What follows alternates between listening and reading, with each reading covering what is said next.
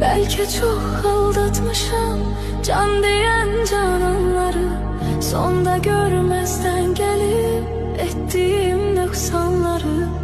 Var ümidim affedersen